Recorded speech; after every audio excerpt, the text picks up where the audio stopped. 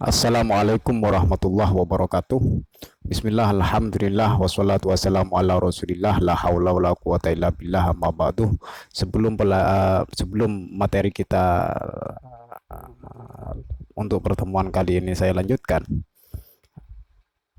saya mengucapkan selamat Hari Santri tanggal 22 Oktober tahun 2020 untuk kita semua. Semoga sesuai dengan logo yang ada untuk HTN atau Hari Santri, HSN Hari Santri Nasional untuk tahun ini, yaitu Santri Sehat Indonesia Kuat. Semoga kita mendapatkan kesehatan, dilindungi oleh Allah, dijauhkan dari berbagai penyakit. Amin. Selanjutnya langsung saja bahwa kita akan membahas tentang hadis ke-6 mengenai metode pembelajaran Rasulullah Shallallahu Alaihi Wasallam. Yang harus kita lakukan yang pertama adalah identifikasi hadis, pencarian hadis yang sesuai dengan tema. Saya menemukan sebuah hadis dari Abi Musa radhiyallahu anhu. Bismillahirrahmanirrahim. An Abi Musa radhiyallahu anhu qala kana Rasulullah sallallahu alaihi wasallam idza ba'atha hadan min ashabihi fi ba'di amrihi qala basyiru wa la tunaffiru wa yassiru wa la tu'assiru. Rawahu Muslimun. Artinya dari Abu Musa radhiyallahu an, ia berkata, Rasulullah sallallahu alaihi wasallam ketika mengutus salah seorang sahabat, di dalam sebagian perintahnya Rasulullah sallallahu alaihi wasallam bersabda, berilah mereka kabar gembira dan janganlah mereka dibuat lari, dan permudahkanlah manusia dalam soal agama dan janganlah mempersukar mereka. Hadis riwayat Imam Muslim. Translate bahasa Inggrisnya, from Abi Musa radhiyallahu anhu, he said, Rasulullah sallallahu alaihi wasallam, when sending one of his companion in part of his commandment, Rasulullah sallallahu alaihi wasallam said, give them good news and don't make them run away, and make it easy for people in religious matter, and don't make it difficult for them. Narrated by Imam Muslim. Analisis perawi.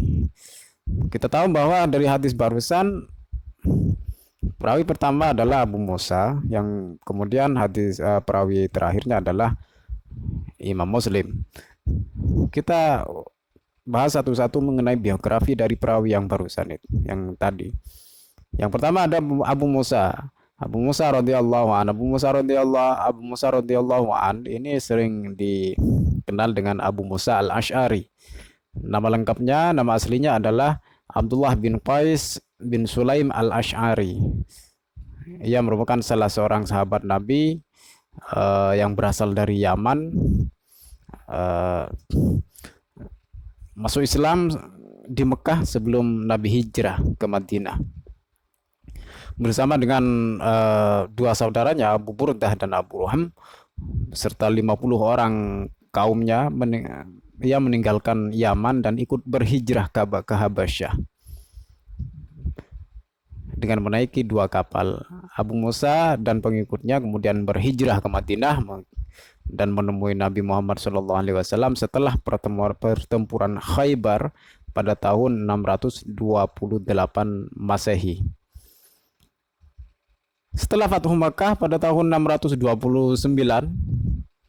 Masehi, Abu Musa menjadi salah seorang pemimpin pasukan Muslim dalam pertempuran Autas pada tahun 630 Hijriah. 2 tahun kemudian Nabi Muhammad mengutus Abu Musa dan Muadz bin Jabal ke Yaman untuk menjadi pemimpin umat dan menyebarkan ajaran Islam di sana. Abu Musa terkenal dengan orang yang punya suara merdu. Ketika membaca Al-Quran, suaranya sangat menarik dan merdu sekali, dan bacaannya pun juga sesuai dengan tajwid. Maka dengan itu, karena itulah Rasulullah memuji memuji Abu Musa al-Asy'ari dengan sabda beliau, sungguh engkau telah diberi suara seperti seruling dari seruling-seruling keluarga Nabi Daud. Itu adalah pujian Rasulullah kepada Abu Musa karena memiliki suara emas, suara merdu dalam membaca Al-Quran. Selanjutnya Imam Muslim. Imam Muslim ini sudah pernah dibahas beberapa tempo yang lalu dalam pertemuan sebelumnya. Imam Muslim nama lengkapnya adalah Al-Imam Abul Husain Muslim bin Al-Hajjaj Al-Qushairi An-Naisaburi, lahir tahun 821 Masehi dan wafat pada tahun 875 Masehi. Karya terbesarnya adalah kitab Al-Jami'us Shahih atau lebih dikenal dengan kitab Sahih Muslim. Dan kitab Sahih Muslim ini menempati urutan kedua dari tingkat kesohihan, dari tingkat kebenaran kumpul hadisnya setelah kitab Bukhari. Selanjutnya kita akan membahas tentang analisis tarbawi. Analisis tarbawi sesuai dengan hadis yang di atas, bahwa hadis di atas itu menjelaskan proses pembelajaran seharusnya dibuat semudah mungkin dan menyenangkan bagi peserta didik, sehingga tidak terkesan peserta didik itu tertekan secara psikologis atau merasa bosan dengan suasana kelas. Itu adalah intisari dari hadis yang saya baca, yang saya temukan, identifikasi hadis yang tadi itu. Basyiru wala tunafiru, gembirakanlah mereka, gembirakanlah, dan janganlah membuat mereka lari, membuat mereka bosan. Ini adalah kemudian yang memunculkan beberapa metode, sehingga para guru itu dituntut untuk kreatif dalam menggunakan metode pembelajarannya.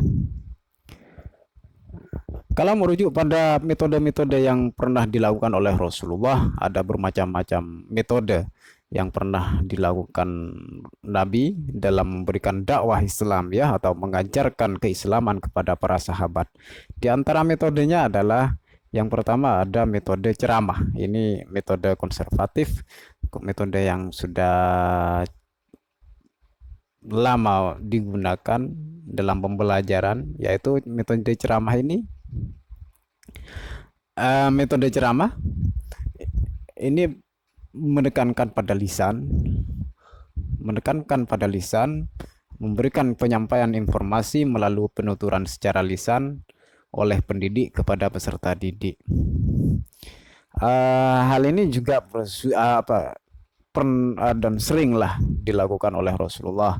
Contohnya ketika Rasulullah berkhutbah, memberikan pemaparan tentang Islam di depan banyak orang, itu adalah contoh-contoh di mana Rasulullah sudah menerapkan tentang metode pembelajaran dengan metode ceramah ini. Yang kedua ada metode diskusi, tanya jawab. Diskusi atau tanya jawab ini merupakan suatu metode cara penyampaian atau penyajian bahan pelajaran di mana pendidik memberikan kesempatan kepada peserta didik membicarakan atau menganalisis secara ilmiah guna mengumpulkan pendapat, membuat kesimpulan, dan menyusun berbagai alternatif pemecahan atas suatu masalah. Metode diskusi atau tanya jawab ini seringkali dalam penerapan, dalam praktek yang dilakukan pada masa Rasulullah oleh Rasulullah sendiri, seringkali tanya jawab antara para sahabat dengan Rasulullah itu terjadi secara intens, apalagi memang para sahabat pada waktu itu adalah orang yang pertama mengenal Islam. Jadi mereka tidak tahu tentang bagaimana berislam yang baik, sehingga langsung ditanyakan kepada Rasulullah. Ada kalanya ketika menerapkan metode diskusi atau tanya jawab ini, ada kalanya sahabat bertanya kemudian Rasulullah menjawab. Atau kalau tidak ada yang bertanya, maka Rasulullah yang bertanya kepada para sahabat. Atau kadangkala ketika sahabat tidak bertanya, Nabi pun juga tidak bertanya, maka Allah akan mengutus malaikat Jibril untuk bertanya. Contoh dalam ketika Rasulullah ditanya oleh para sahabat, sahabat bertanya, Rasulullah menjawab. Contohnya ketika ada sahabat yang bertanya, siapakah yang harus dihormati, yang paling berhak untuk dihormati? Ibumu, bapakmu. Nah, itu adalah contoh hadis bahwa itu terjadi, metode yang digunakan adalah metode tanya jawab. Sahabat yang bertanya, Rasulullah yang menjawab. Ada kalanya juga Rasulullah yang bertanya karena para sahabat tidak bertanya. Rasulullah yang bertanya. Contoh, ketika Rasulullah menjelaskan tentang orang yang sombong. Ada dua orang, ketika Rasulullah bersama para sahabat, kemudian berjalanlah dua orang. Satu orang yang kelihatan miskin karena dengan dilihat dari penampilannya, dan satu orang yang kelihatan kaya dan karena dia dilihat dari pakaian dan aksesoris yang digunakan. Ditanyakanlah oleh Rasulullah kepada para sahabat, karena para sahabat tidak bertanya siapakah di antara kedua orang itu yang paling baik. Dijawablah oleh para sahabat. Atau contoh ketika Rasulullah tidak bertanya, sahabat pun juga tidak bertanya, maka Allah akan mengutus malaikat Jibril. Seperti dalam hadis yang diriwayatkan oleh Umar bin Khattab, ketika itu ada seorang laki-laki yang rambutnya hitam, bajunya putih, tidak tahu dari mana asalnya, kemudian duduk bersama Rasulullah, padahal waktu itu Rasulullah sedang bersama para sahabat banyak yang ada di sana, yang di dalam majelis itu. Kemudian laki-laki ini langsung duduk di depan Rasulullah yang duduknya sangat dekat, sampai-sampai kedua lutut orang ini dengan kedua lutut Rasulullah bersentuhan. Kemudian laki-laki ini bertanya tentang apa itu Islam, apa itu iman, apa itu ihsan, apa itu tanda-tanda kiamat. Itulah contoh hadis di mana Rasulullah menerapkan tentang metode diskusi. Yang kedua, metode uswah, keteladanan. Dan ini yang paling berat, karena terkait dengan perilaku kita, perilaku guru, dan penyesuaian dengan apa yang disampaikan dulu guru dengan apa yang ia kerjakan, apa yang ia praktekkan di dalam kehidupan ini. Metode uswah, keteladanan. Kalau menyangkut Rasulullah, memang Rasulullah kan sudah dicap oleh Allah sebagai uswatun hasanah.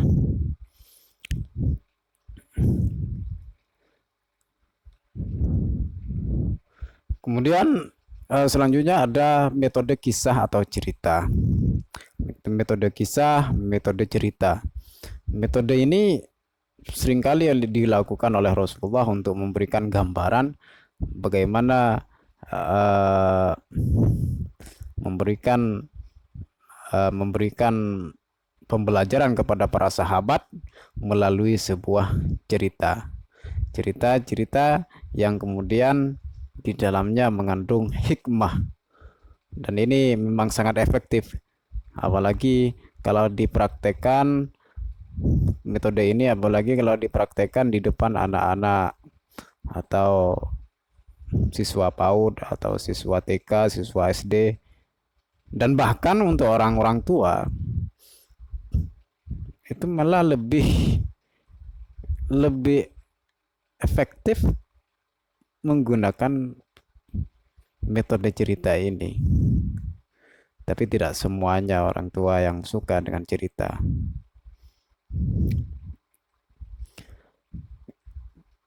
Contoh ketika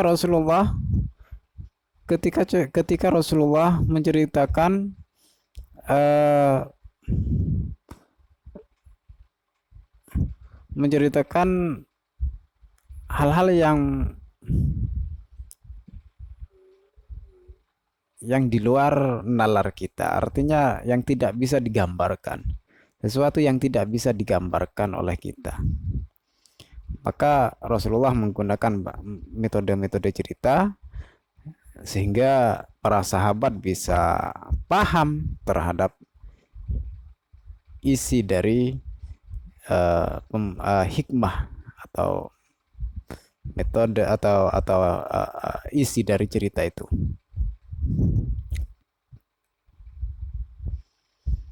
Kemudian ada metode amsal, perumpamaan. Nah, ini metode perumpamaan yang digunakan adalah untuk menggambarkan sesuatu yang abstrak, sesuatu yang tidak bisa dianalisis melalui akal pikiran ini. Contoh, ketika Rasulullah menggambarkan orang munafik. Dalam sebuah hadis Rasulullah menggambarkan tentang orang munafik. Orang munafik itu kata Rasulullah sama seperti kambing yang kebingungan di antara banyak kambing yang memang bergerombol. Ada satu kambing yang kebingungan mondar-mandir ke barat ke timur, tidak tentu arah. Sedangkan yang lain biasa-biasa saja, tenang dan sebagainya.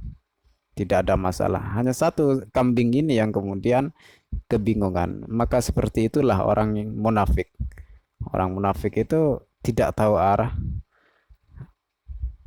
dan cari untung sendiri. Skeptis kata mahasiswa. Kemudian ada metode eksperimen, percobaan. Metode eksperimen, metode percobaan. Contohnya dalam sebuah hadis Rasulullah menanyakan pendapat Rasulullah diceritakan oleh para sahabat bahwa ada seorang ditanya oleh sahabat, tahukah kalian bagaimana tayamum? Tahukah kalian bagaimana tayamum untuk orang yang hadas besar, yang seharusnya mandi karena tidak ada air maka harus tayamum? Bagaimana tayamumnya? Kemudian ada satu orang yang mengangkat tangannya untuk memberanikan diri berpraktek di hadapan Rasulullah. Kemudian oleh Rasulullah langsung dipersilahkan. Sahabat ini kemudian membuka bajunya dan kemudian berguling-guling di tanah. Oleh Rasulullah Rasulullah tersenyum dan kemudian memberikan jawaban. Bukan seperti itu kata Rasulullah, bukan seperti itu. Tayamumnya orang yang hadas besar, yang janabah, junub, itu adalah seperti ini. Rasulullah langsung praktek tayamum. Tayamum seperti orang yang tayamumnya orang yang menggantikan wudhunya. Kemudian ada metode demonstrasi. Metode demonstrasi yaitu memperagakan di depan, melakukan peragaan, memperagakan sesuatu di depan siswa. Contohnya Rasulullah dalam memperagakan bagaimana sholat, karena ada salah seorang sahabat tidak paham apa itu sholat. Maka Rasulullah, sholat itu seperti ini, kata Rasulullah. Langsung Rasulullah sholat di hadapan para sahabat itu, kemudian Rasulullah dipertegas dengan sabdanya, Sallu kama ra'aitumuni usolli. Sholat itu ya, sholatlah seperti aku yang barusan sholat itu. Itulah yang kemudian disebut dengan metode demonstrasi yang pernah dilakukan oleh Rasulullah. Kemudian ada metode tarwib wa tarhib atau reward and punishment. Pujian atau penghargaan dan hukuman. Nah, ini penting juga. Ketika anak itu berhasil, diberikan pujian, diberikan penghargaan. Ketika anak itu bisa menjawab, maka diberi pujian, diberi penghargaan. Kalau seumpamanya anak itu tidak mau mematuhi aturan-aturan di dalam kelas, maka bisa diberikan hukuman. Contoh, ketika Rasulullah memberikan pujian atau memberikan penghargaan, hadis ini berkaitan dengan hadisnya Abu Hurairah. Abu Hurairah sendiri kemudian oleh Rasulullah karena rajin menulis hadis, kemudian oleh Rasulullah dipuji, diberikan pujian bahwa tidak ada balasan lain selain surganya Allah, kata Rasulullah kepada Abu Hurairah. Kemudian contoh dari tarhib atau punishment atau hukuman, contoh hadisnya adalah ketika Rasulullah bersabda bahwa anak yang sudah 10 tahun harus diperintahkan sholat, harus diajak untuk sholat, diperintahkan untuk sholat. Kalau tidak mau maka pukullah. Itu adalah salah satu contoh dari reward and punishment. Terima kasih, semoga bermanfaat dan semoga barokah. Untuk selanjutnya,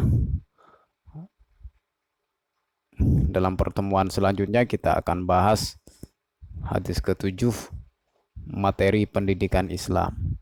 Tapi untuk materi selanjutnya ini, materi ke-7 sampai selesai, ada metode lain dalam pembelajaran kita selama ini, yang awalnya saya menjelaskan sendiri, kemudian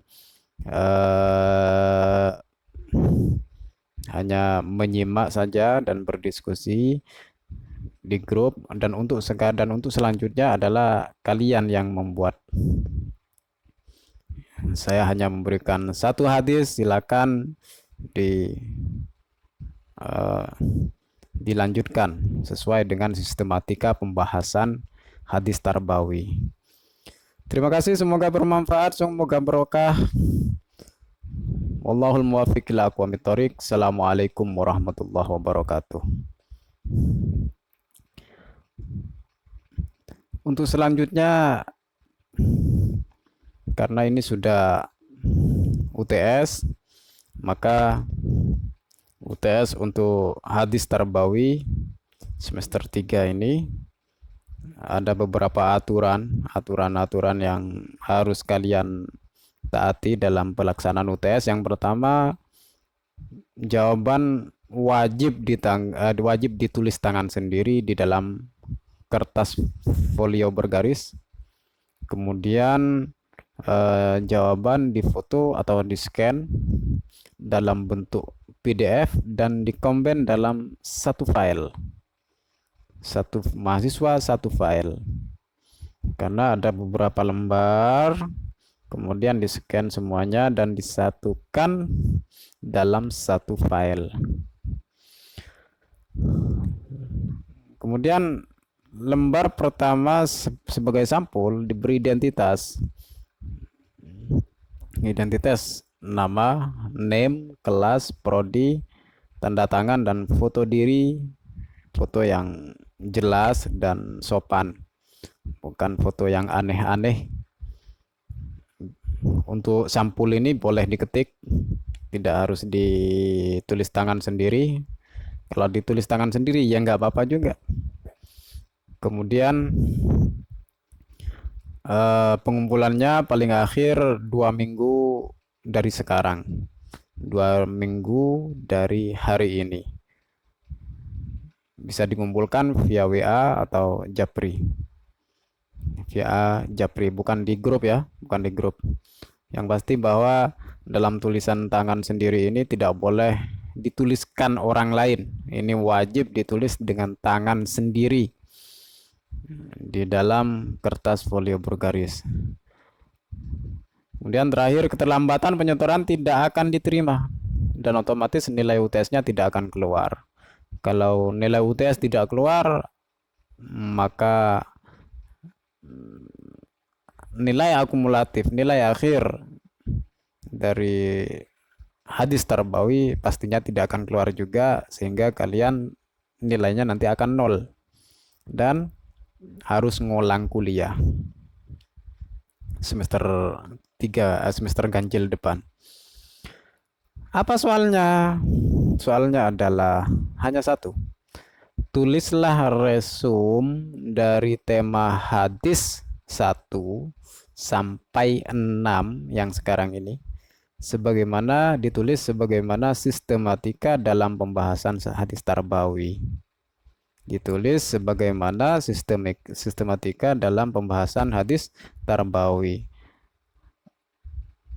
Membuat resum. Resumnya dari mana? Ya dari video yang saya tampilkan selama ini. Jadi kalian harus menyimak video yang saya buat dan meresumnya dari hadis 1, bukan dari pengantar ya, bukan dari pengantar, tapi dari hadis 1 sampai hadis ke-6 yang sekarang ini kita bahas. Kemudian format pembahasannya seperti ini. Format pembahasannya seperti ini. Ini ada tema, di atas ini ada tema. Di atas ini ada tema, kemudian ada hadisnya, terjemahannya, terjemahan bahasa Indonesia, bahasa Inggrisnya, kemudian ada biografi perawi, perawi pertama, perawi kedua, dan analisis tarbawi. Analisis tarbawinya seperti apa dibahas. Kalau ada tambahan pembahasan dipersilakan. Kalau seumpamanya keterangan saya, penjelasan saya di YouTube masih kurang memadai atau mau ditambahkan sedikit, mau ditambahkan dengan hadis yang lain atau ditambahkan dengan argumen yang lain atau ditambahkan dengan penjelasan-penjelasan yang lain, dipersilahkan. Tidak ada tuntutan bagi kalian untuk persis seperti penjelasan saya, tapi paling tidak secara garis besar ya sama. Oke, terima kasih. Ini adalah soal untuk UTS-nya dan aturan-aturan aturan main dalam pelaksanaan UTS. Selamat mengerjakan. Semoga semuanya bisa mendapatkan nilai yang baik. Terima kasih. Sekali lagi terima kasih. Assalamualaikum warahmatullahi wabarakatuh.